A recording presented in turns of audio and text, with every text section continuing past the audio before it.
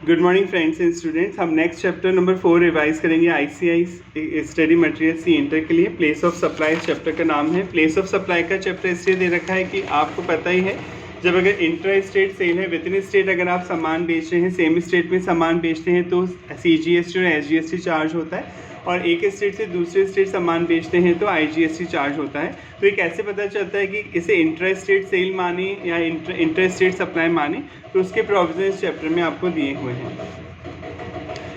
GST is a destination based tax. ये तो आपको पता है, GST डेस्टिनेशन बेस्ड टैक्स, यानी जहाँ पे वो गुड्स और सर्विस कंज्यूम होगी उसी स्टेट को टैक्स का बेनिफिट दिया जाएगा। That is the tax is levied, charge होगा at the place where the goods और सर्विसेज आर कंज्यूम, जहाँ पे गुड्स और सर्विसेज कंज्यूम होगी, rather than the place where they are produce, भले वो गुड्स कहीं पर भी बना हो। The determination of place of supply and the location of the supplier essential, ये दोनों चीज़ें ज़रूरी हैं जानना। प्लेस ऑफ सप्लाई और लोकेशन ऑफ सप्लाई अगर सेम स्टेट में होगा तब तो इंटर स्टेट माना जाएगा उसे, ठीक है। तो वहाँ CGST और SGST चार्ज होगा। अगर प्लेस ऑफ सप्लाई यानी बेचने की जगह और लोकेशन ऑफ द सप्लाई, बेचने वाला कहीं और रहता है, डिफरेंट स्टेट में रहता है, तो वहाँ पर IGST चार्ज होगा। तो प्लेस ऑफ सप्लाई और लोकेशन ऑफ सप्लाई बहुत इंपॉर्टेंट 2 फैक्टर हैं जिन्हें कंसिडर किया जाता है ये डिसाइड करते समय कि CGST चार्ज होगा या SGST IGST चार्ज होगा। In simple words, place of supply is the place where the supply is consume, जहाँ पे वो गुड्स और सर्विसेज कंज्यूम होता है, काम में लिया जाता है, उसी जगह को प्लेस ऑफ सप्लाई बोला जाता है। The various element use for determining the place of supply of service, किसी भी सर्विस को अगर आप देख रहे हैं कि कोई सर्विस कहीं पे कंज्यूम हुई है तो ये फैक्टर्स इंपॉर्टेंट हैं। ये एग्जाम में पूछा जा सकता है क्वेश्चन कि अगर सर्विस का प्लेस ऑफ सप्लाई डिसाइड किया जा रहा है तो कौन से फैक्टर्स को ध्यान में रखा जाता है, कौन सी बातों को ध्यान में रखा जाता है। एक तो location of service provider, service provider की लोकेशन देखी जाएगी। Location of service receiver, service लेने वाला कहाँ रहता है वो देखा जाएगा। Place where the activity take place और प्लेस ऑफ परफॉर्मेंस, कहाँ पे वो काम किया गया है। Place where the services consume, कहाँ पे वो सर्विस काम में ली गई है। Place of person to which और हुम एक्चुअल बेनिफिट फ्लो, किसे सच में उस सर्विस का फ़ायदा किसे दिया गया है। ये फैक्टर्स देखे जाते हैं किसी सर्विस के केस में कि वहाँ पे IGST चार्ज होगा या SGST चार्ज होगा। दो टर्मिनोलॉजी यूज़ की जाती है GST में। एक तो B2B होता है, यानी बिजनेस टू बिजनेस। अगर कोई बिजनेसमैन किसी बिजनेसमैन को सर्विस दे रहा है तो उसे B2B बोला जाता है, B2B सप्लाई। और एक होता है B2C, अगर कोई बिजनेस किसी कंज्यूमर को सर्विस दे रहा है जो जिसके पास GST नंबर नहीं है, या तो वो अनरजिस्टर्ड है या वो कंज्यूमर है, उसे कंज्यूम करेगा, उसे B2C सप्लाई बोला जाता है, बिजनेस टू कंज्यूमर। B2B, अगर कोई बिजनेस एंटिटी किसी बिजनेस एंटिटी को सर्विस दे रही है जो यानी खुद भी GST में रजिस्टर्ड है, देने वाला भी और लेने वाला भी GST में रजिस्टर्ड है, तो ऐसे ट्रांजैक्शन को B2B ट्रांजैक्शन बोला जाता है, बिजनेस टू बिजनेस ट्रांजैक्शन। और अगर लेने वाला अनरजिस्टर्ड है या फाइनल कंज्यूमर है तो ऐसे ट्रांजैक्शन को बिजनेस टू कंज्यूमर बोला जाता है। Place of supply of goods and service in domestic transaction, अगर इंडिया में आप कोई गुड्स या सर्विस सप्लाई कर रहे हैं तो सेक्शन 10 और सेक्शन 12 के प्रोविजन आपको पढ़ने होंगे। सेक्शन 10 गुड्स पे है और सेक्शन 12 सर्विसेज पे है।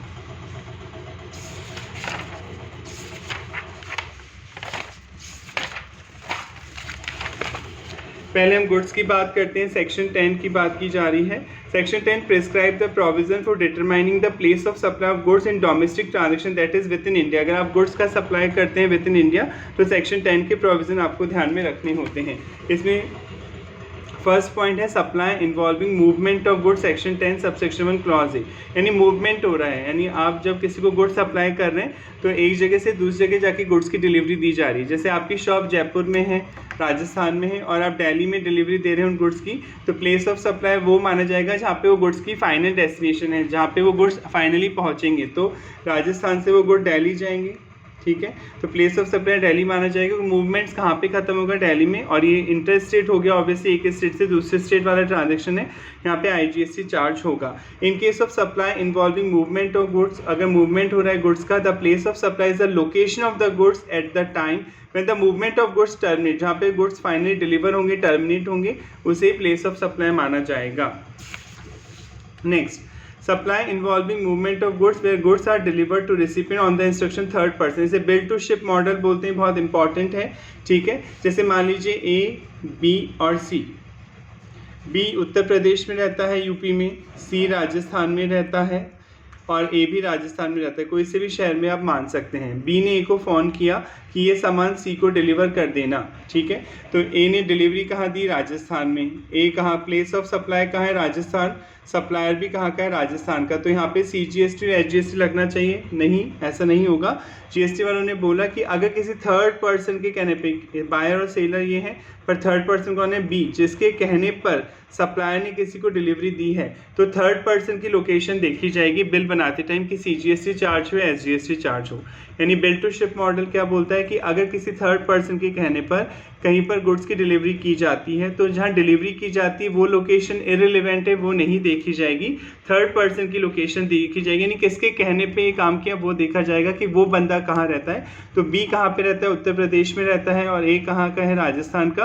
तो ये इंटरस्टेट ट्रांजैक्शन ही माना जाएगा और यहाँ पे IGST ही चार्ज होगा।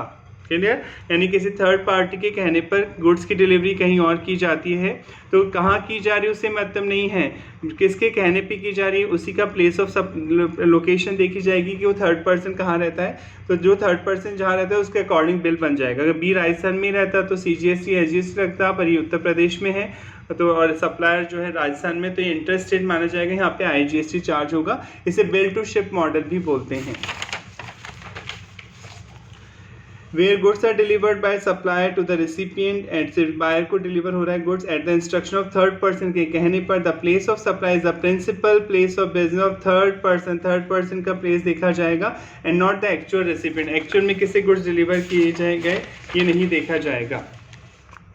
Supply not involving movement of goods, section 10 subsection clause. Movement नहीं हो रहा गुड्स का। जैसे मान लीजिए आप किसी स्वीट मेकर के पास गए, हलवाई के यहाँ गए, किसी हलवाई की शॉप पे गए, मिठाई की शॉप पे गए, बेकरी पे गए, आपने बोला भैया ये 2 किलो मिठाई दे देना, तो वहाँ गुड्स की डिलीवरी नहीं हो रही ना, वहाँ तो आपको हाथों हाथ ही गुड्स हैंड ओवर किया जा रहा है, तो माना जाएगा वहीं के रहने वाले उसी के अकॉर्डिंग वो बिल बना देगा। यही मानेगा कि आप उसी शहर के, वो CGST SGST चार्ज करेगा, ठीक है। If the supply does not involve movement of goods, movement नहीं हो रहा है, एक जगह से दूसरी जगह नहीं जा रहे हैं goods, the place of supply is the location of goods at the time of delivery. जिस दिन जहाँ पे डिलीवरी दी जा रही है वही प्लेस ऑफ सप्लाई माना जाएगा। सप्लाई इन्वॉल्विंग इंस्टॉलेशन और assembly of goods, section 10 subsection 1 clause D. जो लिफ्ट होती है, बड़े बड़े मॉल आप देखते हैं वहाँ पे लिफ्ट असेंबल की जाती है, असेंबल मतलब पार्ट्स लेके आए जाते हैं, फिर लिफ्ट को असेंबल किया जाता है। AC हो गया, AC को भी इंस्टॉल किया जाता है। आप ऐसा थोड़ी दुकान से खरीदे और एकदम यूज़ करने लग जाएंगे, वो कंपनी अपना बंदा भेजेगी, वहाँ पे वो AC इंस्टॉल करेगी। तो कई गुड्स ऐसे होते हैं जिन्हें इंस्टॉल करना होता है या असेंबल करना होता है, यानी डिफरेंट पार्ट्स को जोड़ना होता है, उसके बाद वो प्रोडक्ट वर्किंग कंडीशन में आते हैं। तो GST वालों ने बोला कि जहाँ पे वो गुड्स असेंबल हो रहा है या जहाँ पे इंस्टॉल्ड हो रहा है वही प्लेस ऑफ सप्लाई माना जाएगा। If the supply involve goods which are to be install, जो इंस्टॉल किए जाएंगे, लगाए जाएंगे, असेंबल होंगे at site, the place of supply is the place of such installation assemble, जहाँ पे वो असेंबल किए जाएंगे वही प्लेस ऑफ सप्लाई माना जाएगा।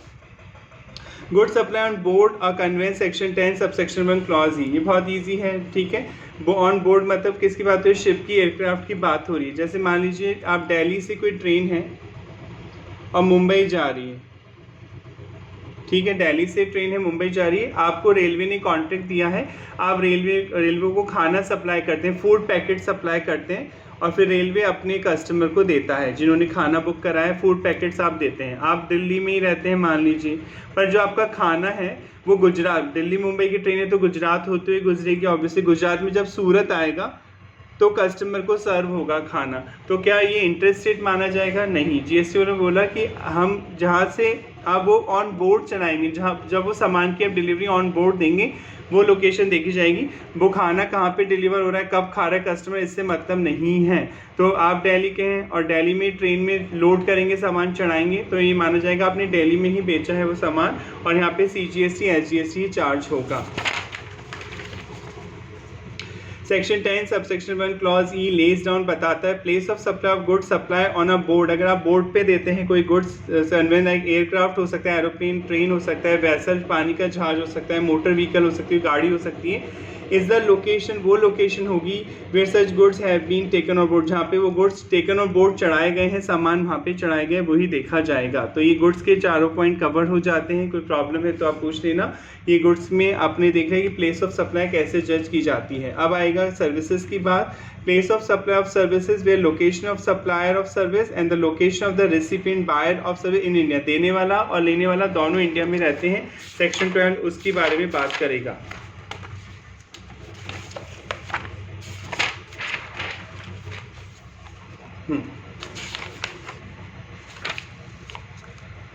Services in relation to an immovable property or lodging accommodation, a hotel, boat or vessel, etc. Section 12 subsection 3। Heading से पता चल रहा है किसी इमूवेबल प्रॉपर्टी के संबंध में कोई सर्विस दी जा रही है, ठीक है।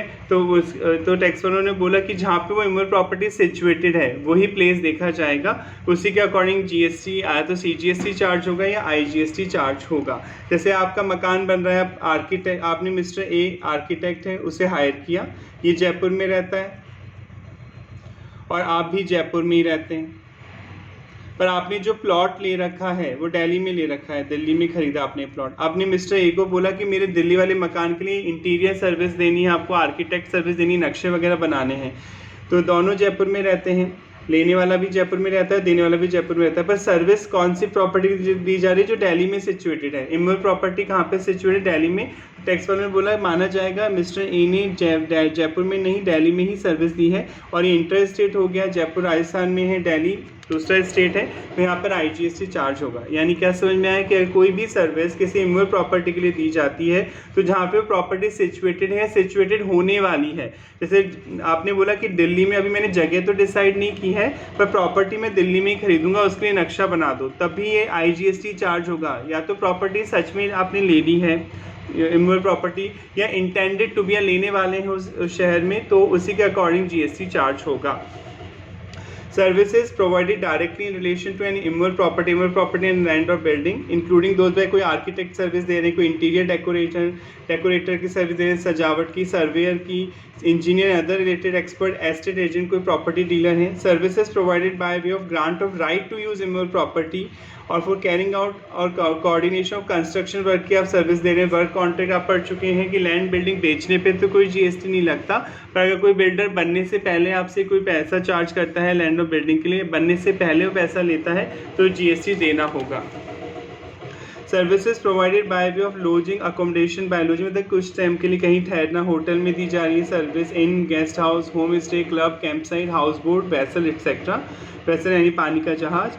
Services provided by way of accommodation in immovable property organising, immovable property शादी वादी की जाती है, इवेंट वगैरह होते हैं, कोई मैरिज गार्डन है, कोई रिसेप्शन हो रहा है, ऑफिशियल टूर है, कोई social, culture, religious, business function हो रहा है उस प्रॉपर्टी पर, including service provided in relation to such function, कोई भी सर्विस दी जा रही है। सर्विस एंसिलरी, साथ में कोई सर्विस दी जा रही है, above mention services. In all above cases, सभी केसेस में लोकेशन इमूवेबल प्रॉपर्टी की लोकेशन देखी जाएगी, प्रॉपर्टी कहाँ पर सिचुएटेड है, बोट वो पानी का जहाज कहाँ पे सिचुएटेड है, वेसल, और वेयर सच इमूवेबल प्रॉपर्टी और बोट और vessel is intended to be located, कहाँ पे होने वाला है, is the place of supply, उसे ही प्लेस ऑफ सप्लाई माना जाएगा। If the immovable property, boat, vessel is located, या तो वो ऑलरेडी सिचुएटेड है और intended to be located outside India, अगर इंडिया से बाहर है आपकी प्रॉपर्टी तो रेसिपिएंट की लोकेशन देखी जाएगी। अगर रेसिपिएंट इंडिया का है तो रेसिपिएंट की लोकेशन के अकॉर्डिंग प्लेस ऑफ सप्लाई माना जाएगा। जैसे मिस्टर ए मुंबई में रहते हैं, मिस्टर बी भी मुंबई में रहते हैं, मिस्टर बी ने लंदन में एक प्रॉपर्टी खरीदी है,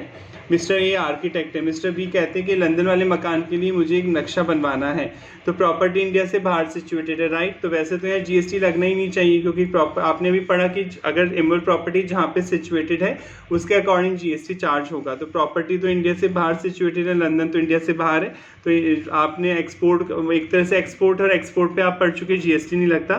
पर टैक्स में बोला कि अगर कोई इमूवेबल प्रॉपर्टी के लिए सर्विस दी जा रही है और वो इमूवेबल प्रॉपर्टी इंडिया से बाहर है, आउटसाइड इंडिया सिचुएटेड है, तो प्रॉपर्टी की लोकेशन ही देखनी है। फिर तो आपको ये देखना है कि रिसिपिएंट कहाँ रहता है, बायर कहाँ रहता है जो आपसे सर्विस ले रहा है।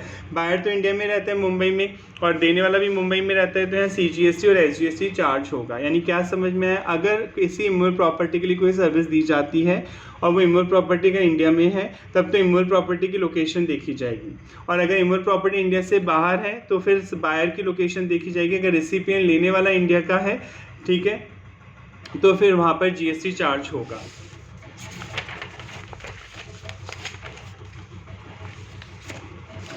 कई बार ऐसा होता है कि प्रॉपर्टी डिफरेंट स्टेट्स में भी हो सकती है। जैसे आप मान लीजिए राजस्थान और गुजरात का बॉर्डर है, ठीक है, आपकी प्रॉपर्टी राजस्थान गुजरात बॉर्डर पे, यानी थोड़ी प्रॉपर्टी गुजरात में है और थोड़ी प्रॉपर्टी राजस्थान में आ रही है बॉर्डर पे, ऐसा हो सकता है बहुत बार। तो फिर कैसे पता चलेगा कि क्या लगेगा? क्योंकि मान लीजिए आप राजस्थान में प्रॉपर्टी राजस्थान में भी है और गुजरात में भी है, और जिससे आप जो सर्विस दे रहा है वो राजस्थान का है, तो वो राजस्थान का आदमी राजस्थान की प्रॉपर्टी के लिए भी सर्विस दे रहा है और गुजरात की प्रॉपर्टी के लिए भी सर्विस दे रहा है। तो सर ऐसी सिचुएशन में कैसे पता चलेगा, वो आपको यहाँ पे बता रखा है।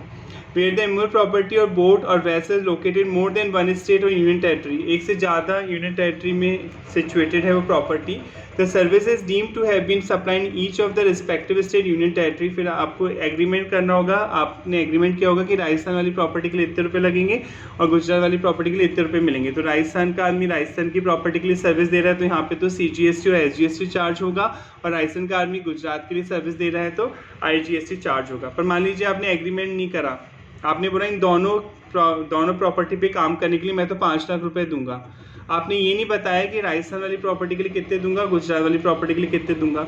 अगर मान लीजिए क्वेश्चन ये बोलता है कि राजस्थान वाली प्रॉपर्टी के लिए 3 लाख रुपए मिल रहे हैं, गुजरात वाली प्रॉपर्टी के लिए 2 लाख रुपए मिल रहे हैं, तब तो बहुत ईजी है, 3 लाख पे CGST SGST लग जाता है क्योंकि आप राजस्थान में रहते हैं, और अब गुजरात वाली प्रॉपर्टी पे 2 लाख पे IGST लग जाता। पर यहाँ पे एग्रीमेंट तो लमसम अमाउंट बता रहा है, उसमें बाइफर्केशन नहीं है, तो फिर इसमें प्रोपोर्शनेट वैल्यू ली जाएगी। अभी कैसे ली जाएगी वो बता रखा है। Service provided by way of lodging, रहने की सुविधा दी जाती है किसी होटल में, गेस्ट हाउस में, एक्सेट्रा में, ancillary services. Number of night stay देखे जाएंगे, कितने नाइट्स के लिए सर्विसेज दी जा रही है। जैसे फॉर एग्जांपल डोंड्रीला होटल चेन चार्जेस है कंसोलिडेटेड सम 30,000, 30,000 रुपये ले रहा है वो होटल वाला आपसे, ठीक है। उसका होटल दिल्ली में भी है, आगरा में भी है। दिल्ली में वो 2 नाइट ठहरा रहा है आपको 30,000 रुपये में, आगरा में 1 दिन के लिए ठहरा रहा है, तो इस 30,000 का प्रोपोर्शनेट हो जाएगा 2:1 के रेशो में, और माना जाएगा 20,000 रुपये की सर्विस तो दिल्ली में दी गई है और 10,000 रुपये की सर्विस उत्तर प्रदेश में दी गई है। क्योंकि लमसम अमाउंट है, बता नहीं रखा, अगर बता रखा होता है दिल्ली वाले होटल के लिए इतना ले रहा है और आगरा वाले होटल के लिए इतना दे रहा है, तब तो दिक्कत ही नहीं आती। पर अगर नहीं बता रखा तो नाइट स्टे जितने भी दिन का स्टे है उसका रेशो लेके आप इसको डिवाइड कर लेंगे। All other service provided in relation immovable property के लिए कोई सर्विस दी जा रही है, including services by way accommodation and immovable property for organising, कोई मैरिज फंक्शन हो रहा है, कोई रिसेप्शन हो रहा है, and in case of supply of accommodation by hotel inn guest house में आप ठहरे, कोई क्लब है, कोई कैंप साइट है, by whatever name called, किसी भी नाम से बुला लें।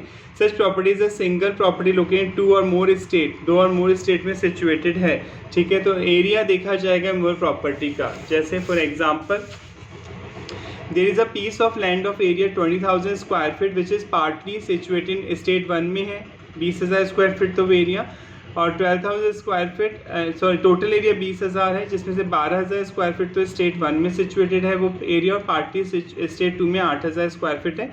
Site preparation work has been interested to Munna construction, Munna construction को काम करने की जिम्मेदारी दी गई है। The ratio of land in the 2 state work out 12:8, यानी 3:2 का रेशियो आएगा, और जो पैसा मिलेगा वो 3:2 रेशियो में बढ़ के उसके अकॉर्डिंग GST चार्ज किया जाएगा, ठीक है। आई होप यहाँ तक समझ में आ गया होगा। Services by way of lodging, आपको रहने की सुविधा दी जा रही है किसी हाउस बोट पे, वैसल पे, पानी के जहाज पे एक्सेट्रा, तो आपने जितना टाइम स्पेंड किया उस बोट ने या पानी के जहाज में, जिस स्टेट में, यूनियन टेरिटरी में, उसके अकॉर्डिंग हम डिसाइड करेंगे। For example a company C provide the service of 24 hour accommodation in a house boat, आपको किसी हाउस बोट पे रहने की सुविधा दी जा रही है 24 घंटे के लिए, विच विल ट्रांजिट मतलब गुजरेगी बोट इन केरला में और कर्नाटक, इन 2 स्टेट में गुजरेगी वो। In as much as the gas boat the house boat in Kerala and stay there 22 hours but also move in Karnataka for 2 hours, ratio दे दिया। देखिए 22 घंटे तो केरला में बिताएगी वो बोट और 2 घंटे कर्नाटक में, तो आपने तो 24 घंटे के लिए पेमेंट किया as declared by service provider. The place of supply of this service in the state of Kerala and Karnataka, दोनों जगह माना जाएगा सर्विस दी जा रही है। The service shall be deemed to have been provided in the ratio 2:2 and 11.1 हो जाएगा, रेशियो 22 और 2 का ratio. In the state of Kerala and Karnataka the value of the service shall be accordingly apportion, बांटी जाएगी between the states. Restaurant and catering services, personal grooming, restaurant में आप खाना खाने जा रहे हैं, पर्सनल ग्रूमिंग करवा रहे हैं, किसी बार्बर शॉप पे जा रहे हैं, ठीक है, मेकअप के यहाँ जा रहे हैं, फिटनेस की जिम की बात हो गई, ब्यूटी पार्लर जा रहे हैं, हेल्थ सर्विसेज ले रहे हैं, तो जहाँ पे सर्विसेज दी जा रही हैं वही प्लेस ऑफ सप्लाई माना जाएगा, ठीक है। उसके अकॉर्डिंग GST चार्ज होगा जहाँ पे भी ये सर्विसेज दी जा रही हैं एक्चुअल में। The place of supply of restaurant and catering services, personal grooming, fitness, beauty treatment, health service including cosmetic and plastic surgery is the location where such services are actually performed. जहाँ पे services दी जा रही हैं वही place of supply माना जाएगा। मान लीजिए मिस्टर ए यूपी में रहता है, ये बाल कटाने, हेयर कट करवाने मुंबई जाता है सपोज फ्लाइट से, पैसा है बहुत, कहीं भी जा सकता है, तो हेयर कट के लिए मुंबई जाता है स्पेशली। तो ये प्लेस ऑफ हेयर कट के लिए मुंबई आया तो प्लेस ऑफ सप्लाई क्या माना जाएगा? मुंबई जब माना जाएगा आपको मुंबई में ही सर्विस दी गई है और मुंबई की ही वो सैलून है, तो वो CGST और SGST चार्ज करेगी। ये नहीं कि वो IGST लगा देगी कि यूपी का आदमी आया है तो हम IGST चार्ज करें, नहीं। इनमें बोला गया कि जहाँ पे वो सर्विस दी जा रही है उसी के अकॉर्डिंग बिल बनाना है, तो आप CGST और SGST चार्ज करेंगे। कोई ट्रेनिंग या परफॉर्मेंस अप्रेजल सर्विस दी जाती है, ट्रेनर आते हैं कई बार ऑफिस में, ठीक है, तो अगर कोई ट्रेनर है किसी कंपनी ने हायर किया, B2B सर्विस है, तो where the recipient of service registered the place of supply location of such person. जैसे मान लीजिए इन्फोसिस कंपनी है, पूना वाला ऑफिस है इसका, सपोज पुणे में ऑफिस है इन्फोसिस कंपनी का, आप कैलकाटा में रहते हैं, इंग्लिश ट्रेनर हैं आप, पूना वाली इन्फोसिस कंपनी ने आपको हायर किया कि आपको 15 दिन के लिए आना है महीने में और हमारे एम्प्लॉयज़ को इंग्लिश में ट्रेनिंग देके जानी है, ठीक है, तो आप किसी रजिस्टर्ड पर्सन को दे रहे हैं, right, service. Infosys company GST में रजिस्टर्ड है तो इसकी लोकेशन देखी जाएगी, ठीक है, तो पूना में दे रहे हैं सर्विस और आप खुद कहाँ के हैं, कलकत्ता के हैं, तो क्या बिल जब बनाएंगे तो क्या चार्ज करेंगे? IGST चार्ज करेंगे। अगर मान लीजिए B2C को दे रहे हैं, यानी सामने वाले के पास GST नंबर नहीं है, वो अनरजिस्टर्ड है, where the recipient of service is unregistered, the place of supply is the place where the service is actually perform. तो जहाँ पे सर्विस एक्चुअल में परफॉर्म की गई वही प्लेस ऑफ सप्लाई मान जाएंगे। पूना में परफॉर्म कर रहे हैं आप सर्विस, मान लीजिए पूना का कोई आदमी आपको बुला रहा है जो कि अनरजिस्टर्ड GST में ट्रेनिंग के लिए, परफॉर्मेंस अप्रेजल के लिए, तो जहाँ पे आपने एक्चुअल में सर्विस दी वही प्लेस ऑफ सप्लाई माना जाएगा। Next, services by way of admission to event, amusement park, other places, section 12 subsection 6। आप कोई सर्कस देखने जा रहे हैं, कोई एजुकेशनल इवेंट देखने जा रहे हैं, कोई स्पोर्ट इवेंट IPL देखने जा रहे हैं, कोई एंटरटेनमेंट मूवी के लिए जा रहे हैं, कोई आर्टिस्टिक वर्क, कोई एग्जीबिशन वगैरह देखने जा रहे हैं, तो यहाँ पे GST वालों ने बोला कि place where the event is actually है, जहाँ पे वो इवेंट हो रहा है, वेयर द पार्क और सच प्लेस इज सिचुएटेड, जहाँ पे वो पार्क और प्लेस सिचुएटेड है वही प्लेस ऑफ सप्लाई माना जाएगा। आई होप यहाँ तक आ गया होगा। नेक्स्ट क्लास में इसको आगे रिवाइज करेंगे सेकेंड पार्ट में। Thank you so much.